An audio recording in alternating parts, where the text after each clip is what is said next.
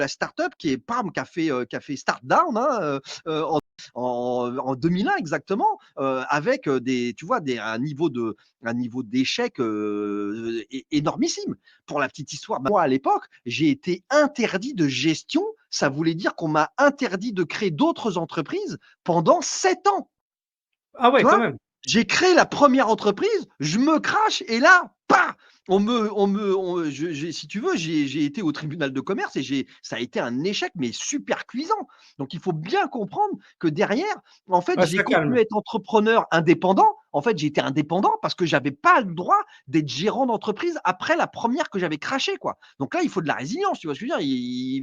J'ai pas de recette sur la résilience. Par contre, j'ai une recette sur le fait d'avancer, d'avoir envie de faire les choses. C'est quoi? C'est la curiosité. Tu l'as dit tout à l'heure, il y a un truc qui est fort chez moi, c'est l'envie d'apprendre, de transmettre, d'éduquer. Et ça m'a pas lâché. C'est pour ça que j'ai monté Je ne perds jamais, qui est, on en a évoqué un tout petit peu tout à l'heure. Je ne Bien perds sûr. jamais, c'est vraiment un écosystème global.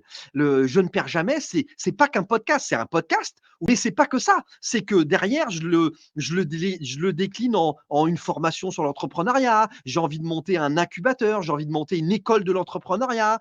Voilà, j'ai monté là une maison d'édition, je ne perds jamais. Donc, on va éditer les livres des entrepreneurs et les livres business, nous tout seuls. Moi, en tant qu'entrepreneur, j'ai envie de faire moi-même. Donc, tout ça, ça fait que c'est drivé par la curiosité extrême. Donc, en fait, c'est la curiosité, c'est l'envie d'apprendre qui me booste. Et ça m'aide à, si tu veux, à avoir beaucoup de résilience.